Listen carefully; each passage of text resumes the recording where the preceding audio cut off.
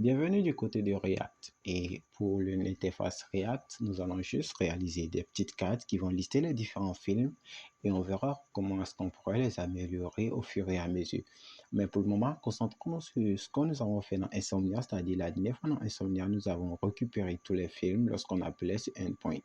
Donc on va faire la même chose côté React. Alors, pour démarrer, ce que je vous conseille de faire, c'est-à-dire moi j'utilise une structure particulière. Lorsque je travaille avec une API distante, je crée toujours un fichier d'environnement que j'utilise. Et si je veux l'appeler .env, et à l'intérieur, je vais définir l'adresse du backend qui sera égale à http localhost 8000 API /. Ok, je procède de cette manière pour avoir tous les fichiers de configuration dont j'ai besoin dans un même dossier. Ok, donc la première chose à faire, c'est de démarrer aussi votre application React. Donc pour cela, vous allez ouvrir votre terminal et vous allez juste démarrer le projet en faisant un coup de npm start. Un coup de npm start pour démarrer le projet et on se retrouve lorsque nous avons notre projet lancé. Ok, et après un certain moment, on a notre application React qui est fonctionnelle et qui affiche cette interface.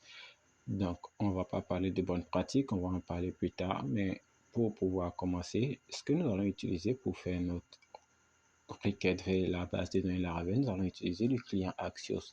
Parce que nous ne voulons pas utiliser le fetch natif de JavaScript que je trouve vraiment pas trop à mon goût, mais qui est important. Mais je préfère qu'on utilise Axios. Donc, nous allons installer Axios dans notre projet. Donc, pour ce faire, vous ouvrez un nouveau terminal et vous faites un coup de npm i Axios qui permet d'installer Axios dans le projet.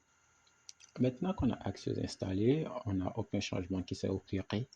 Et ce que je vous propose, c'est de voir une architecture de base. C'est-à-dire, on va dire que le fichier app.js est le container principal, celui qui va englober tous nos projets. Donc, on aura une page qui va permettre d'afficher tous les films, une page pour afficher les détails d'un film et une page pour afficher le formulaire d'insertion d'un film. Donc, à l'intérieur du dossier SRC, nous allons créer un nouveau dossier, un sous-dossier que nous allons appeler page. Et à l'intérieur de ce sous-dossier page, nous allons créer maintenant un autre dossier que nous allons appeler, comment est-ce que je peux l'appeler? On va dire qu'on va appeler ce dossier films. Et à l'intérieur de ce film, on va créer un nouveau fichier que nous allons appeler film.js. Et là, cette page sera dédiée à l'affichage des films. Et pour créer un projet React, pour générer un composant React, nous allons utiliser le composant fonctionnel. Donc ici, on va juste créer un nouveau composant qui va retourner juste une div qui contient un film. Donc, on va en faire directement export default de la fonction ici. Et au niveau du app.js, si on revient, on va juste supprimer tout le contenu.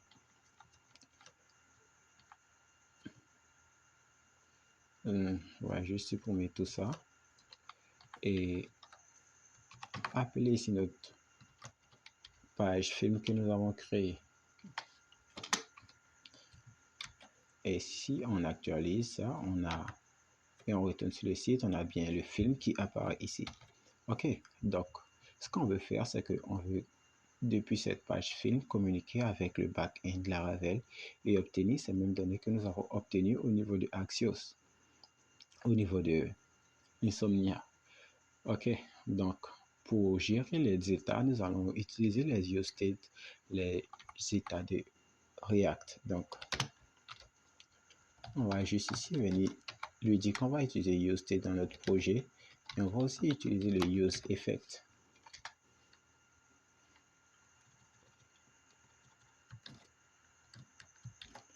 Une fois que cela est fait, on va juste venir là et on va commencer. On va lui dire qu'on va, tu te prépares, tu vas recevoir des films et les films seront de type table. Donc, on va venir ici lui définir une nouvelle variable films et cette films et on va lui dire qu'on utilise le useDate et on va lui dire que par défaut c'est un tableau.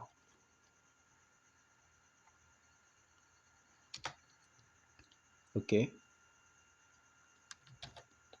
Donc, on va faire contenir. On voit, on a une erreur.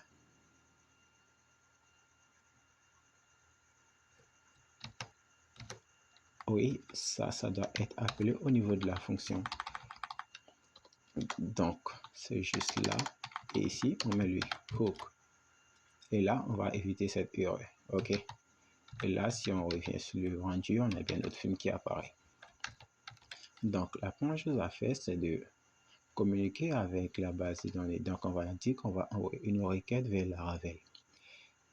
Et pour envoyer cette requête, on va voir comment est-ce qu'on va l'appeler. Ça sera movies request. Ça sera une fonction asynchrone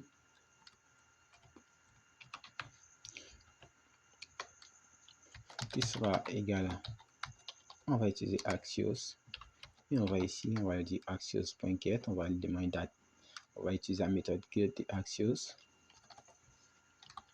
et ici là on va utiliser le $process et ici on doit utiliser le nom qu'on a mis au niveau de notre fichier d'environnement. En gros, lorsqu'on utilise le process, c'est-à-dire on a un fichier env qu'on veut consommer. Donc en mettant $process, il cible directement ce fichier .env et à nous maintenant d'appeler l'URL qui nous correspond. Donc on fait un $process env et on appelle le backend URL. Donc ça sera $process env et en l'intérieur on prend le backend URL.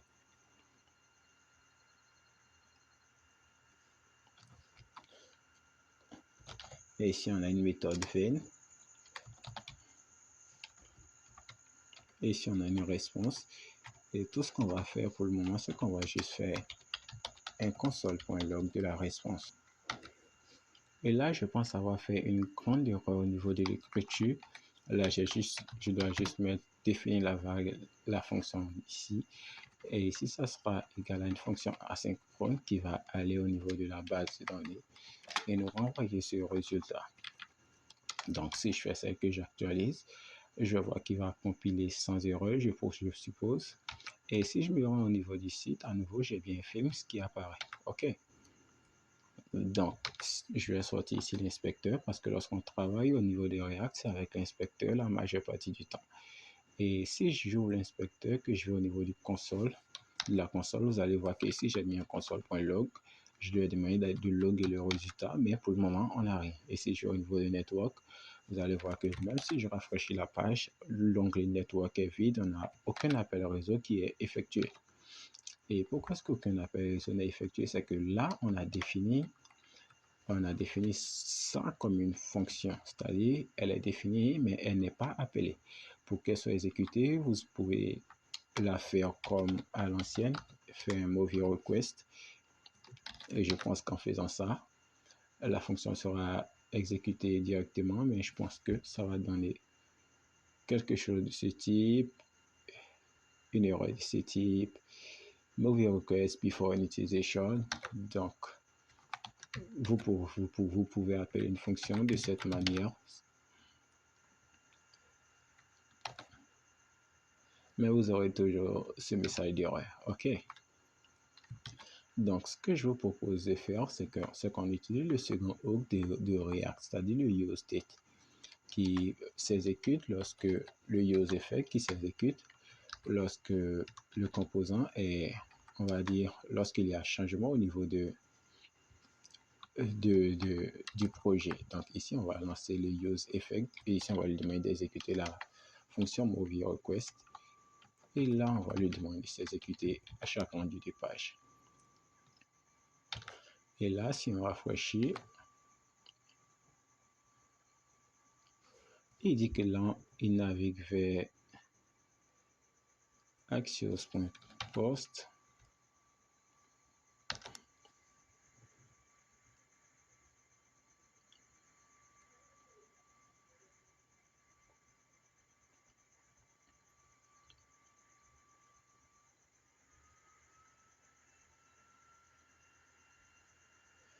Et là, il nous affiche un message d'erreur que je ne comprends pas. Je vais essayer de voir un truc. Je pense qu'il ne retrouve pas le process env. Et je pense qu'on a un problème au niveau du process.env. Voyons voir. Je vais juste prendre tout ça et remplacer au niveau du film. Là, si on met le get et qu'on soumet ça, on a bien /API qui est appelé. Et ici, on va juste mettre ici /API/film.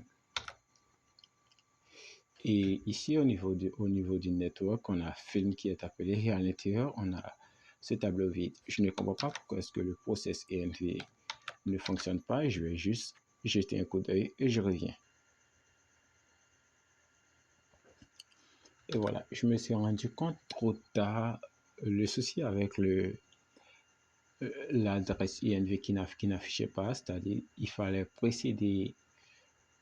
Lorsque vous créez un fichier env, vous devez toujours précéder votre variable de ce React App. Il doit être toujours précédé de ça, sinon il ne marchera pas.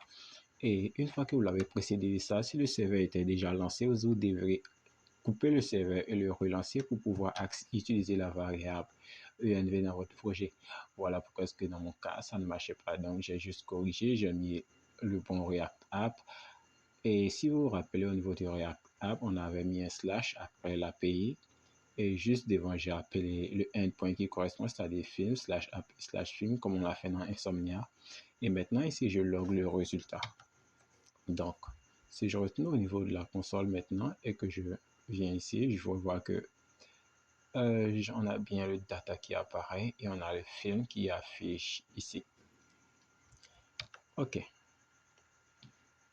Donc, vous vous demandez pourquoi est-ce que sûrement on a fait une seule demande et on a deux fois la data qui est appelée. On en parlera plus tard. Donc, pour le moment, concentrons-nous sur notre projet. Et maintenant, ce qu'on veut faire, puisqu'on a les données qui retournent, ce que nous voulons faire, c'est que nous voulons sauver, nous voulons enregistrer, c'est-à-dire mettre à jour le tableau des films pour que les films qui proviennent de la base de données soient dans la variable film.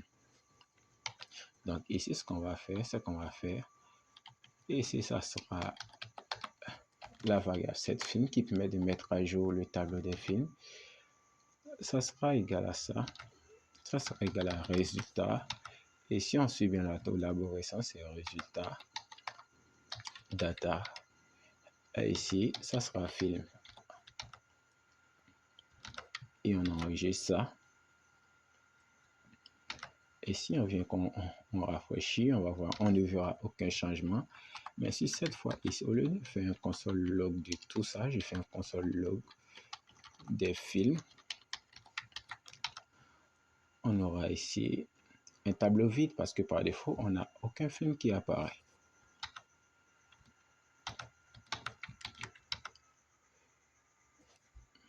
Donc, je vais juste clean up ça et rafraîchir ça. On a un tableau vide de film qui est appelé deux fois.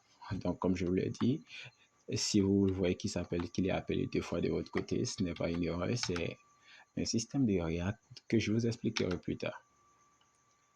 Donc ici, on récupère bien nos films et pour continuer, je vais juste venir ici définir un état. Et l'état, ça sera de ce style-là. Je vais d'abord ici écrire film avec un F minuscule, je ne vais pas avoir la majuscule. Et ici, je vais mettre un F minuscule. Et ici, ça sera, on va créer un état qui sera loading et qui sera le set loading et qui sera par défaut à true. C'est-à-dire que l'application est en train de charger ou en train de rechercher des états ou des choses. Et ici, lorsqu'on trouve les films, on va juste venir mettre ici le set loading à false.